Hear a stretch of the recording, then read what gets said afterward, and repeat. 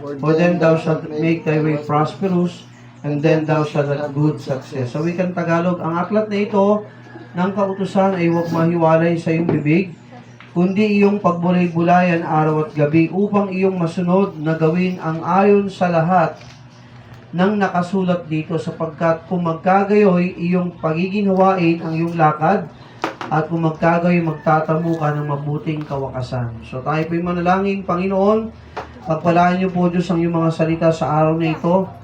Pangunahan niyo nga po kami, Panginoon, at tulungan mo kami, O Diyos, na maunawaan, O Diyos, ang iyong mga salita. Sa iyo po namin binabalik, Panginoon, ang lahat ng papuri, parangal at pagsamba, sapagkat ito po ang aming dalangin at samo. Sa ngalan mo, Jesus. Amen. Okay, be seated. Ayan, tayo pong lahat ay umupo. Sige.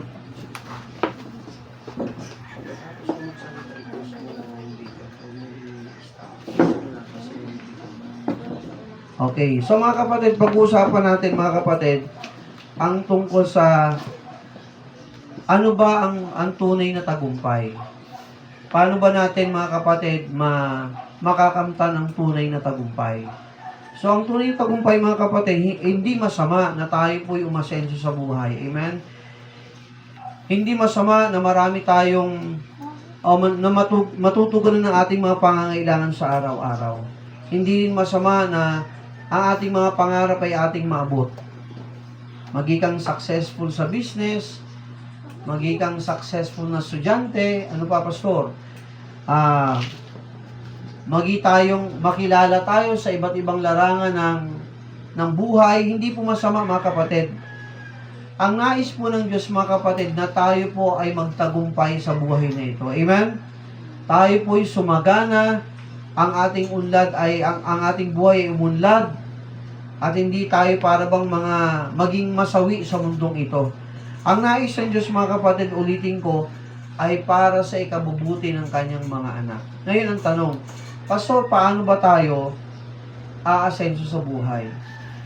Ano ba ang tamang paraan? Meron bang sekreto para tayo yumaman sa buhay, sumagana, umasenso, at maging matagumpay? Ano ba talaga ang paano ba natin makakamtan ang tamang tagumpay sa buhay? So ulitin ko mga kapatid, hindi masama magsikap. Pero kung Kristiyano ka, kung kayo po'y nakikinig, kung tayo po'y mga mananampalataya mga kapatid, may paraan ng Diyos paano tayo aasenso sa buhay. Hindi lang sa ating sarili. Mga kapatid, pag sarili lang natin, baka bumagsak tayo sa pagsisikap Huminang yung katawan, hindi ka na makapagtrabaho, o sabihin natin, nag-aaral ka, kahit ang galing-galing mo sa klase, paano pag nagkasakit ka? O, di ba, maaaring hindi mo na maabot ang iyong nais sa buhay. Pero mga kapatid, ang Biblia ay nagbibigay sa atin, mga kapatid, ng magandang paraan. No? Kung paano tayo at paano natin makakamtan ang tagumpay sa buhay. Sabi rito, this book of the law shall not depart out of thy mouth, but thou shalt meditate therein day and night, that thou mayest observe to do according to all that is written therein. For then thou shalt make thy way prosperous, and then thou shalt have good success. Sabi dito mga kapatid, note yung dalawang salita. Sabi dito dalawang phrase. For then thou shalt make thy way prosperous.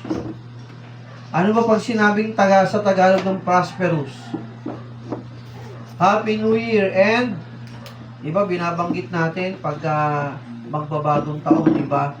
Happy New Year, Merry Christmas and Happy New Year. Yung iba, and prosperous New Year.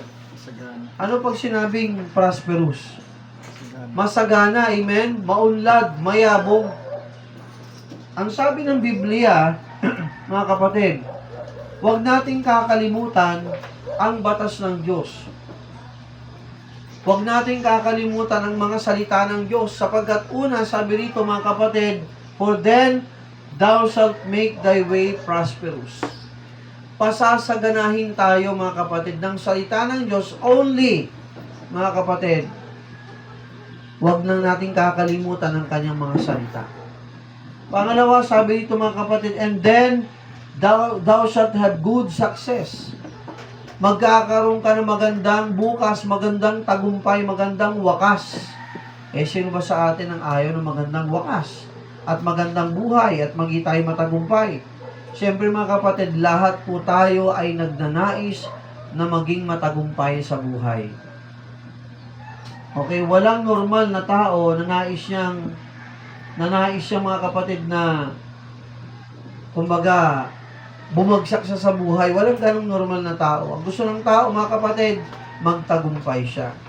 Ang sabi sa atin sa Deuteronomy chapter 8 verse 18, okay, sabi nito mga kapatid, "But thou shalt remember that the Lord thy God, for it is He that giveth thee power to get wealth, that He may establish His covenant which He sware unto thy fathers, as it is day." Sabi ito, kundi yung alalahanin, mga kapatid, ang Panginoon mong Diyos, sapagkat Siya ang nagbibigay sa iyo ng kapangyarihan upang magkaroon ka ng kayamanan. Hello, makinig mga kapatid. Ang nagbibigay, mga kapatid, ng tunay na yaman, pangmatagalang yaman, walang iba kundi ang ating Diyos. Hindi ang iyong sarili. May nakikita tayong sa sipag at tiyaga. Maganda yung slogan yun, di ba? Katas ng Saudi. O katas ng ginigera ngayon. Saudi nga ba? O katas ng Qatar. Mga kapatid, can you rely on those slogan? Mga kapatid, compared to the Word of God, can we rely to those slogan? O di ba, binombang Saudi. Sa totoo lang, nakakalungkot. Yung mga kababayan natin nagtatrabaho doon, maraming umuwi ng Pilipinas, so nagkagulo. Until now ata. Maraming mga hotel na nag-close. Maraming mga establishment ang nagsara. At para lang may isalbang kanilang mga buhay, sa akin, okay lang po yun mga kapatid na umuwi sila ng Pilipinas o mag-migrate sa ibang bansa at mag-boardon kaysa doon sa mga may ginigera. Mas mahalaga kaya ang buhay, amen, mga kapatid, kaysa sahod. Paano kung binagsakan ka ng bomba ron, mga kapatid? Di wala ka ng buhay at marahil hindi ka na makauwi sa pamilya mo. So, lagi nating tandaan to, mga kapatid, mali yung salitang sa aking pagsisikap. Sa sipag at tiyaga ko. At para bang tatanggalin mo ang pangako ng Diyos sa iyo. Sa aking sipag at tiyaga. Walang sa Diyos sa Diyos ang papuri sa kanyang biyaya sa amin. Mga kapatid, yung ganung kataga, naririnig natin sa mga hindi Krisyano. Pero sa atin mga kapatid, na tinuturuan ng salita ng Diyos, dapat nating malaman na ang Diyos lamang ang nagbibigay ng kapangyarihan sa atin na tayo ay yumaman at sumagana sa buhay. Sa Bible, walang Krisyanong tamad dyan. Si Abraham po hindi tamad. Siya ay isang mananampalataya, nagtitiwala sa Diyos, amen? Sumusunod sa kanyang mga salita, natural masipag siya. Yun ang mananampalataya. Si Jose, mga kapatid, kung hindi siya mananampalataya si Jose, naabot niya pa ang kanyang pangarap sa buhay. Dinalabas siya ng tagumpay, dinalabas siya ng Diyos sa tagumpay kung hindi siya nagtitiwala sa Panginoon. Sa kabila ng mga pagsubok na dinanas ni Jose, mga kapatid, binalak patayin ng kanyang mga kapatid. Itapon sa balon, ipakain sa hayop, ibenta sa mga merchants, mga kapatid, ginawang alipin, nakulong ng walang sala. Sino mga kapatid mag-iisip na kaya siyang itaas ng Diyos pangalawa sa presidente ng Egypt, ng Pharaoh? Mga kapatid, lagi nating tandaan, it is the Lord who gives the power for us to get wealth.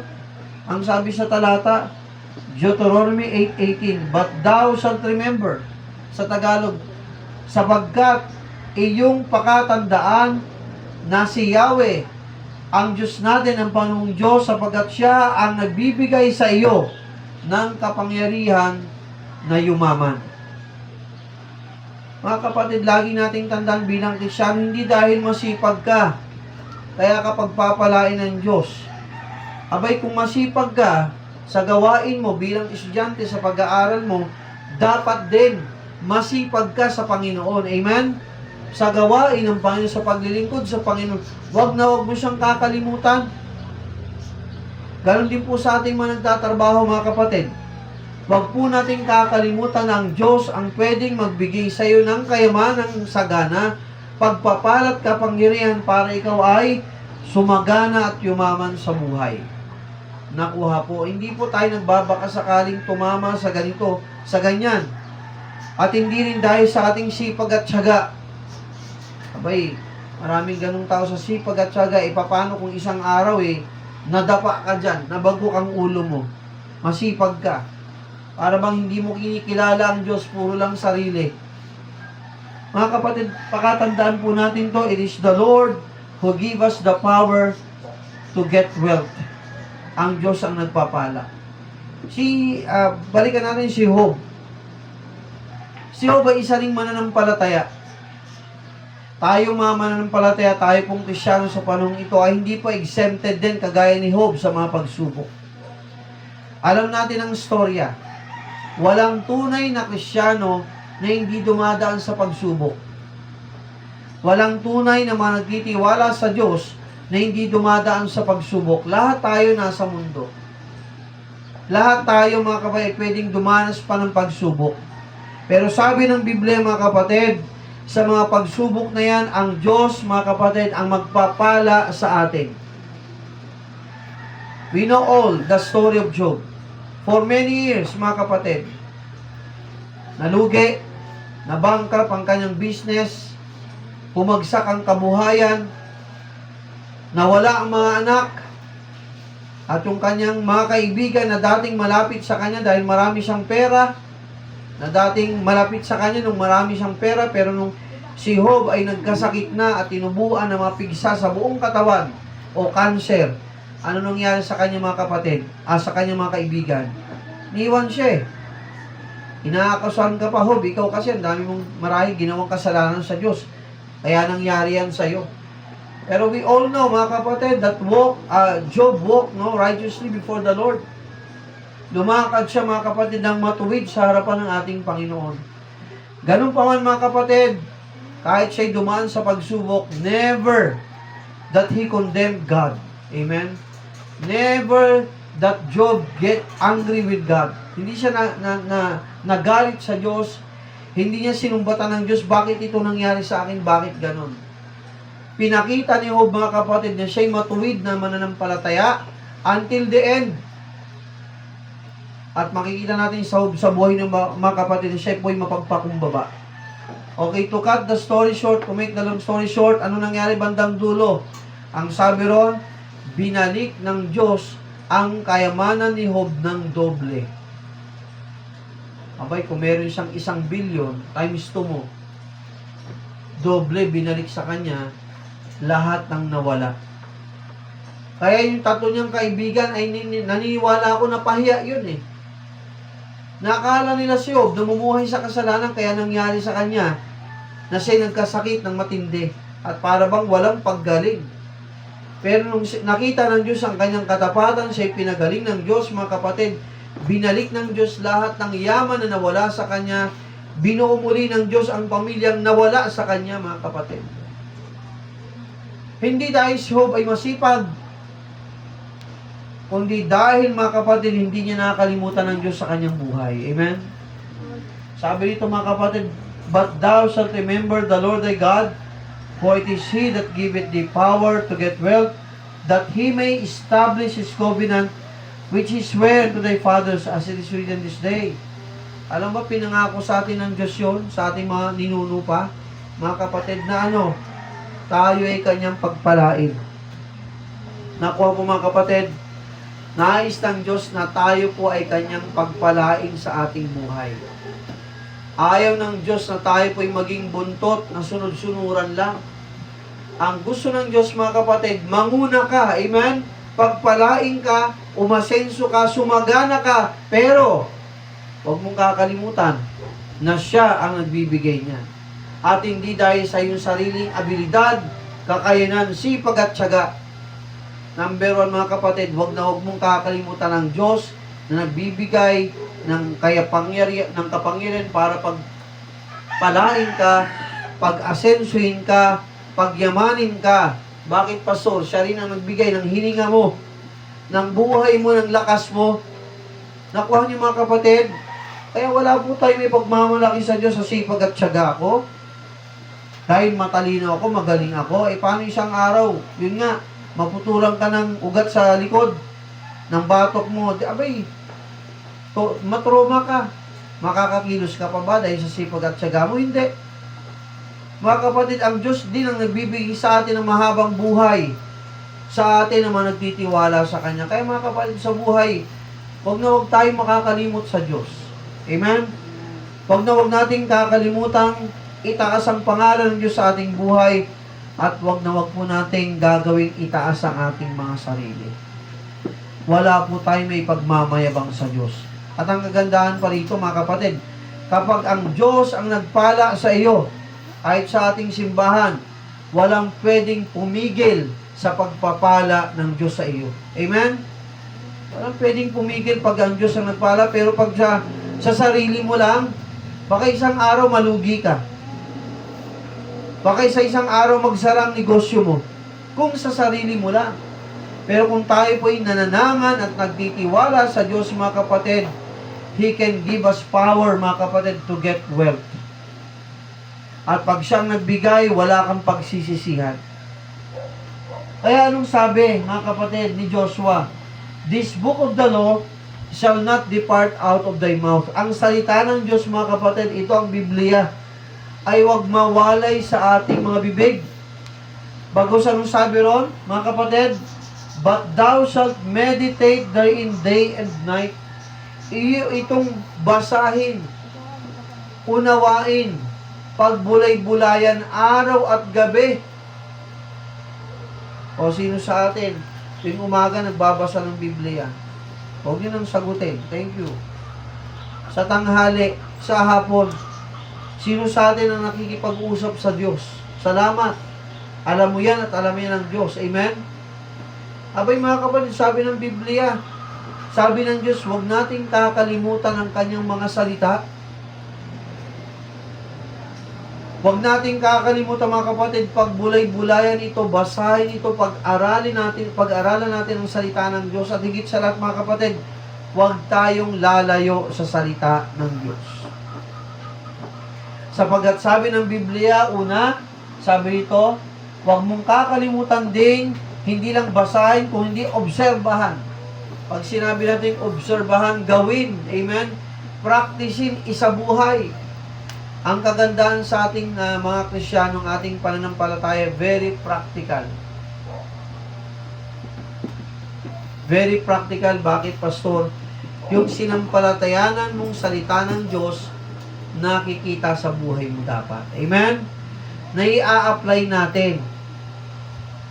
Paano mo nakikita sa isang tao mayroon siyang pananampalataya? Natural.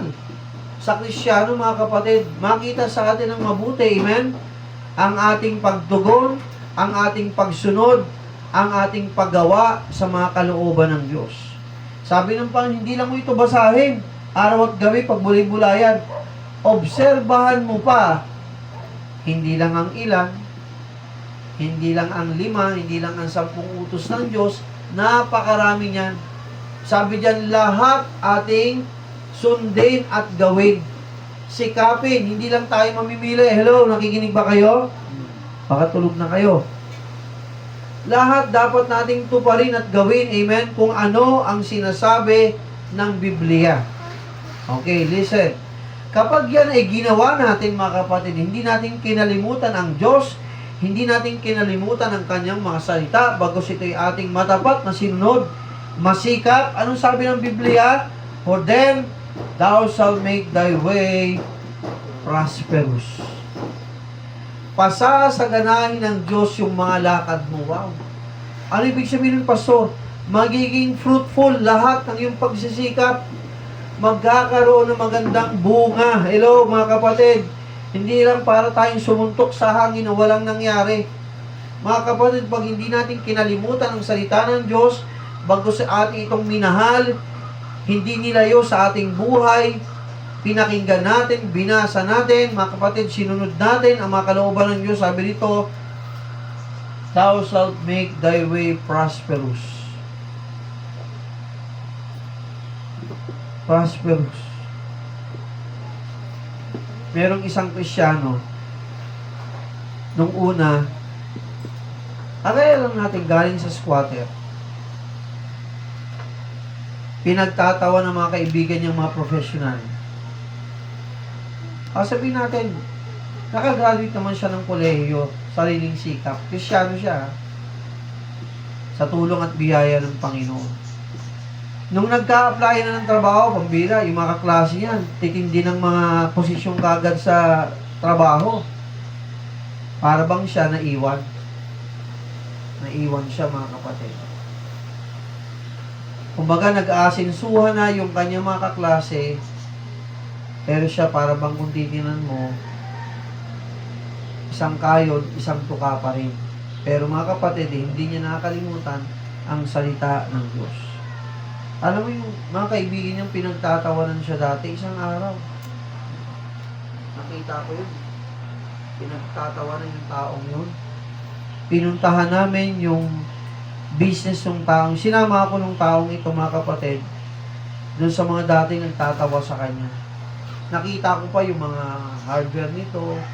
Nakita ko yung mga tindahan, patukaan ng manok. Talagang malalaki, mga kapatid. Samantalang itong taong ito naglalakad lang, kasama ako, namamasahe lang kami. Mga kapatid, yung mga dating lumipas ang panahon. Eto na ngayon, pinagpala na yung taong ito. Alam mo yung mga taong dati nagtatawa sa kanya, bro, bagsak ang business. Nalugi ang babuyan, nalugi ang patukaan ng manok, bilihan ng mga pagtuan, nalugi ang hardware, bumagsak sa madaling salita.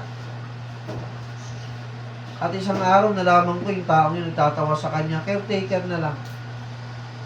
Caretaker na lang ng lupa.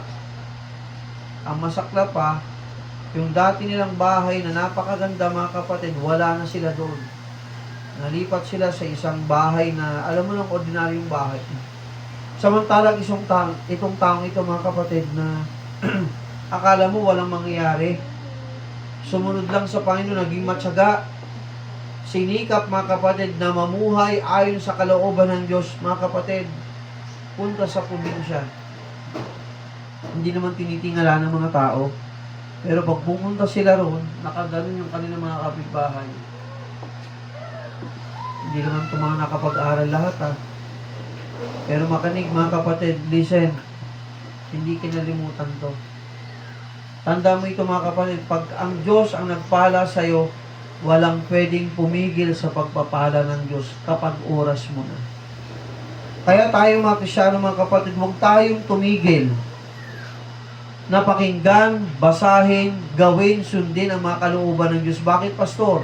Pangako ng Diyos, tandaan, ang Diyos hindi sinungaling. For then, sabi dito, mga kapatid, thou shalt make thy way prosperous. Pangalawa, mga kapatid, for then, thou shalt have good success. O tingnan mo yung mga anak, sino mag-aakala na ordinaryong naglilingkod lang sa Panginoon? Sino mag-aakala na kaya silang pagpalaing sagana ng Panginoon? At hindi lang siya, pati mga mahal nila sa buhay na nagsuko rin ng buhay sa Panginoon. Mga kapatid, hindi talo pag tayo po lumakad sa kalooban ng Diyos. Amen? Para bang ang bagal? Oo, kung titingnan mo kasi, mga kapatid, pwede ba magtanim ka ng isang papaya? Gusto mo isang araw, nagbubunga na, laki na? Gusto mo magtanim ka ng isang mais, kinabukasan, isang linggo lang, ang dami ng stock ng mais? Hindi po ganun, mga kapatid. May tamang panahon sa pag-aani, amen? May tamang panahon sa pagtatanim, mga kapatid. May tamang panahon sa paglago, may tamang panahon sa pagbunga, at may tamang panahon sa pag-ani. Listen, mga kapatid, tayo mga nagtitiwala sa Diyos, mga kapatid, proseso yan eh. Hindi yan isang iglap, mayaman ka na bukas kaagad. Hindi lang pera, kundi sa gawang mabubuti, mga kapatid. Listen mga kapatid, pag tayo nagbigay ng buhay natin sa Panginoon, hindi ka talo, hindi ka lugi. Pero pag hindi natin pinakinggan ang salita ng Diyos, binaliwala natin kanina sa ating pag-aaral, anong hadlang para hindi pakinggan ng Diyos ang ating panalangin? Pag lumalakad tayo sa kasalanan. Amen? Pag hindi tayo nakikinig sa kanyang mga salita, nakuha po mga kapatid, pag wala tayong pananampalataya sa Diyos, mga kapatid, ang salita ng Diyos kailanman ay hindi mababali. Ang salita ng Diyos ay tiyak, amen, magpakailanman.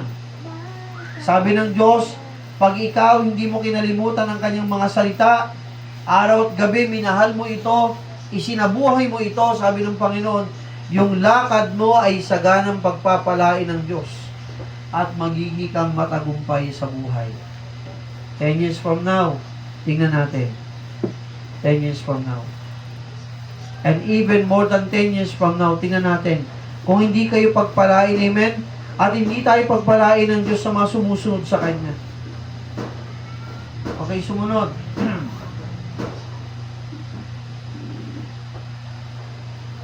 Deuteronomy 11 verse 27. Anong sabi rito? A blessing if you obey the commandments of the Lord your God, which I command you this day. Sabi ito, pagpapala kung inyong didinggin at susundin ang mga utos ng Diyos sa inyo na aking inutos sa inyo sa araw na ito. Mga kapatid, pag tayo sumunod sa kalooban ng Diyos, magpatuloy ka lang, amen? Huwag kang tumigil. Huwag kang huminto. Huwag mong tingnan yung likod. Magpatuloy ka lang kay Kristo. Huwag kang mapagod. Manatili ka lang sa Kanya. Kahit minsan nakakaranas na tayo para bang panghihina, magpatuloy ka lang sapagkat ang Diyos ang kalakasan natin. Sabi ito mga kapatid, pag sumunod ka sa Panginoon, sa Kanyang mga salita, at hindi natin kinalimutan ang Kanyang mga utos, sabi ito, pagpapala ay maaari nating tanggapin, tamasain sa Kanya. Pag tayo sumunod, at hindi natin siyang kinalimutan, pero mga kapatid, kabaligtaran, ano sabi diyan? Deuteronomy 11:28. Pwede bang may magbasa sa inyo? Pakibasa ng malakas.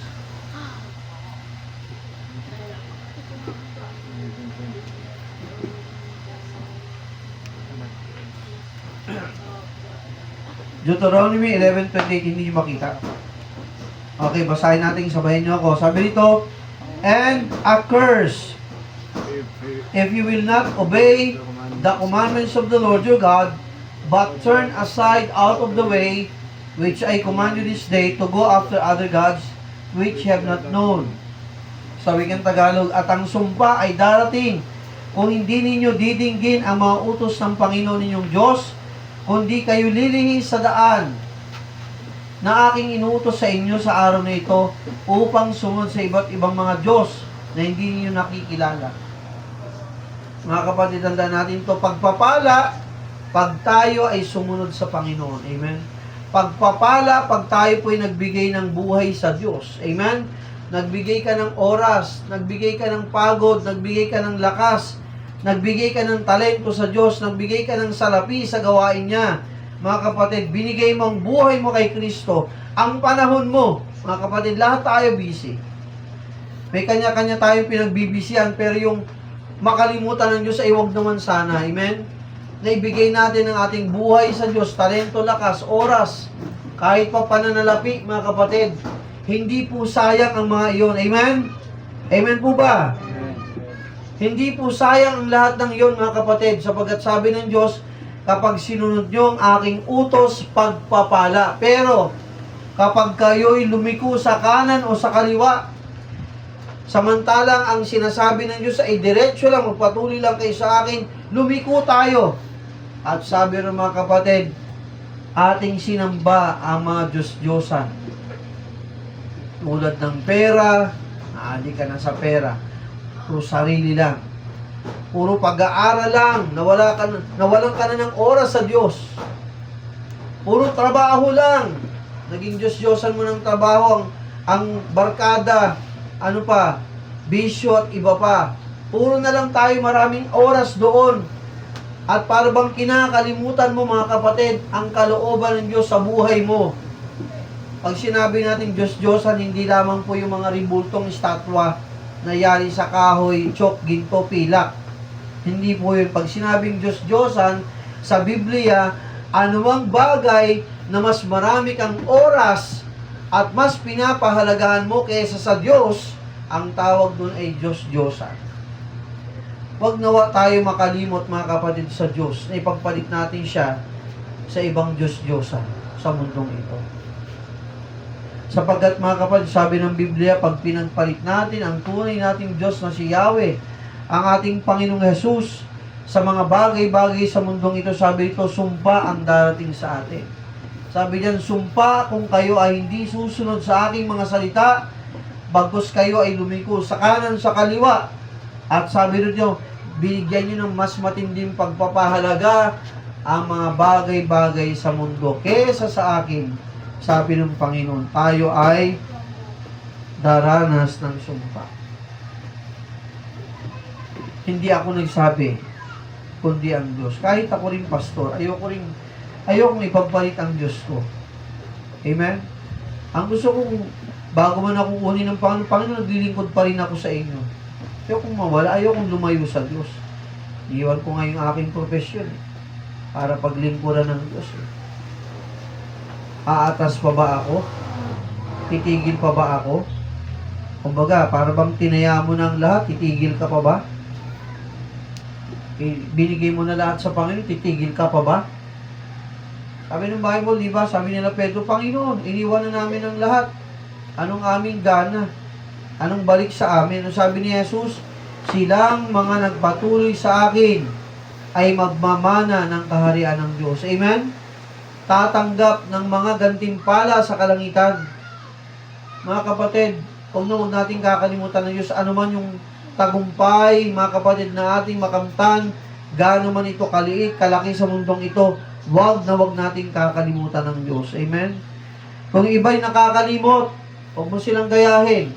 Ikaw dapat ang gayahin nila na hindi nakakalimot sa Diyos. Matakot tayo doon, mga kapatid, no? Blessing, kung susunod kayo. Pero kung ayaw yung sumunod, kabaligtaran nito, mga kapatid, sumpa. Anong gusto mo? Anong gusto natin? Kaya nga, mga kapatid, sabi sa atin ng Biblia, paalala sa atin, ang salita ng Diyos ay huwag mawalay sa atin. Amen? Gusto mo umasenso sa buhay, tunay na asenso, ito ang salita ng Diyos. Huwag ka makalimot. Gusto mong yumabong ang business mo, ito, salita ng Diyos. Gusto mong umunlad sa buhay, ito, salita ng Diyos, so huwag mong kalimutan. Huwag baliwalain. Basahin, gawin at sundin. Estudyante ka, gusto mo maabot ang mga magagandang pangarap mo sa buhay, parte mo ang Diyos. Amen. Huwag mo siyang kakalimutan. Siya nagbibigay ng talino, lakas, pag-ingat sa lahat ng ating mga pangangailangan. Siya nagbibigay ng maganda nating bukas. Mga kapatid, ano man ang estado natin sa buhay, huwag natin kakalimutan to. It is the Lord who give it us power to get wealth. Not our own, on our own. Tandaan natin ito, mga kapatid, huwag tayo makakalimot. Ayaw matatanda, huwag mapagod na magpatuloy sa Panginoon. Amen. Tayo may mga edad na. At kayo rin mga bata, habang kayo malakas, ipagamit nyo ang kalakasan nyo sa Panginoon. Amen? Huwag kayong matakot. Ano kayang darating sa akin bukas? Magiging kaya akong successful? Sabi ng Diyos, oh. Huwag mong kalimutan ang kanyang mga salita. Amen? Basahin, gawin, sundin. Sapagat ang landas mo magiging matagumpay. Mga kapatid, ano yung gana ng sumikat ka sa mundong ito? Naging kang player. Gaya ni Ayala ba yun? Pangalan nun? O Ayala, ilang taon lang makakalimutan na yan. Tatanda siya. Hihinang katawan niya. O sino pa yung magagaling na player? Si Yulo, di ba? Sikat na sikat. Yung kuya. Na walang galang sa magulang. Tiyo ko sa batang yun, sumikat ka lang eh. Kung murang-murahin mo na nanay mo, pinagpalit mo sa babae, gano'n na lang. Parang sumpain mong magulang mo. Oh, nawala na siya sa ano ah. Nawawala na. Mga kapatid, hindi ganun. Buti pa yung bunso niyang kapatid humble Mga kapatid, ano man ang makamta natin sa mundong ito, huwag ka makakalimot sa Diyos. Amen? Na siyang naglagay sa iyo kung nasaan ka ngayon. Na siyang nag-allow kung ano natanggap mo ngayon at ano ka ngayon. Ang Diyos ang may kapangyarihan na daling ka doon sa pedestal na yan. Huwag ka makakalimot sa Diyos. At syempre, kung kakalimutan gawin, sundin ang kanyang mga kalooban sa iyong buhay. Ang kanyang simbahan, ang kanyang tinubos. Huwag mong kakalimutan. Kung bakit naparito si Jesus, mga kapatid, hindi lang para sa makasalanan, kundi para sa kanyang eklesiya, sa kanyang simbahan. Binigay niya ang kanyang buhay. So mga kapatid, tandaan natin ito, nagbibigay ng tunay na tagumpay, walang iba kundi ang ating Diyos lamang. Amen? Sa Kanya tayo magtiwala, magpatuloy tayo sa Panginoon, huwag tayong mapagod. Amen? Alamin, sundin at gawin ang Kanyang mga salita. Sabi ng Bible, mga kapatid, for it is the Lord who giveth us the power to get wealth. Blessing, kung susunod ka. Kabaligtaran, pag lumayo tayo sa kalooban ng Diyos. Mga kapatid, malaya tayong mamili. Anong gusto mo? Pagpapala o kawalan? Pagpapala o sumpa? Kasaganahan o pagdaraho? Tagumpay o lungkot? Mga kapatid, mas maganda nang huwag natin kalimutan ito. Amen? Kung ito'y kinalimutan ng iba, mga kapatid, huwag tayong tutulad sa kanila. Huwag tayong tutulad sa kanila. Sabi ni Joshua, as for me and my house, we will serve the Lord. Maganda magkaroon ka ng ganong kaisipan. As I close, mga kapatid, mga Kristiyano, piniling sumunod sa Panginoon, kapalit ng kamatayan ng kanilang buhay. Joseph, Shadrach, Meshach, Abednego, Daniel, pilit na pinakain sa leon, itapon sa apoy, sa chimney, sa uno ng apoy. Pero sabi nila, sabi ni Shadrach, Meshach, Abednego, iligtas man kami ng aming Diyos o hindi, mahal na hari, hindi pa rin kami susunod na yumukod kami sa rebulto mong pinagawa. So, mga kapatid, may mga tindig itong mga kabataan to. Dapat ganun din tayo, people. Tumindig kayo sa tama. Huwag kayo mabulag ng pangako ng mundo. Ang pangako ng mundo, pansamantala lang. Pagdapos ito, dusa na. Pero sa Diyos, mga kapatid, pag nagtiwala ka, ay may magandang buhay. Mamanahin pa ng susunod na lahi mo kung ipagkakaroon pa sa atin ng Panginoon. So tayo pong lahat ay tumayo, mga kapatid. Tandaan natin, it is the Lord who giveth us power to get wealth. Hindi lang pera yun.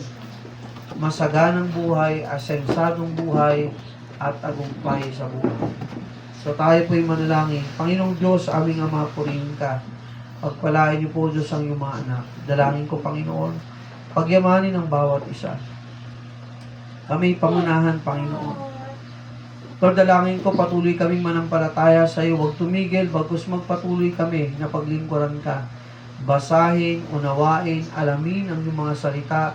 At higit sa lahat, O Diyos, may pagpapasakop at pagpapakumbaba, sundin namin ang iyong mga kalooban, O Diyos. Sapagat nangako ka, kapag hindi kami nakalimot sa iyong mga salita, magkakaroon kami ng magandang bukas, masaganang bukas, at matagumpay na buhay. At O Diyos, pagpapala kung kami susunod sa iyo at sumpa kapag nakalimutan namin at hindi namin ginawa ang iyong mga kalooban. O Diyos, dalangin ko, Panginoon, na magpasya ang bawat isa na piliing sumunod sa iyo. Kausapin niyo po, Diyos, ang bawat isa. Habang nakayukod nakapit ang bawat isa. What is your decision? Will you obey God? Or will you disobey Him? Will you follow Him? Or you will neglect His words?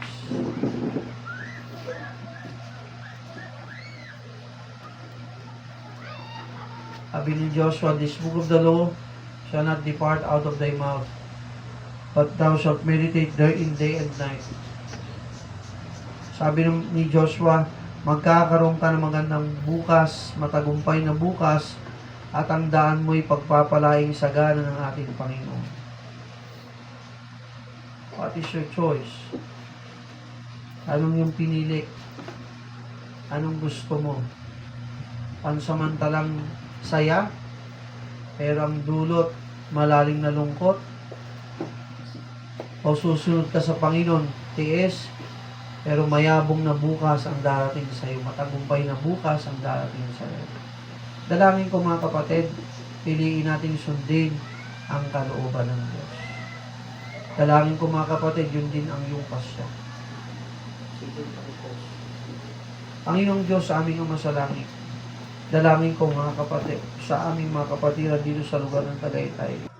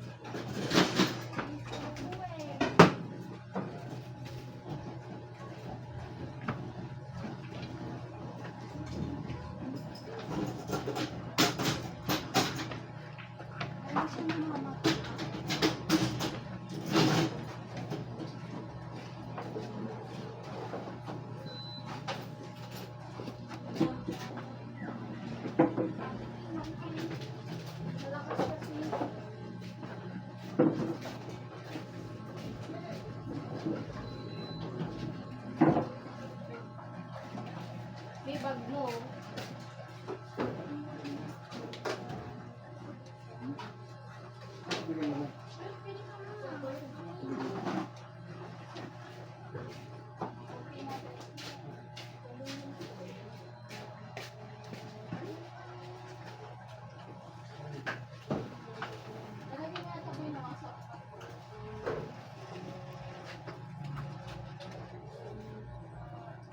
Yung play mo, natapakan mo. Ate.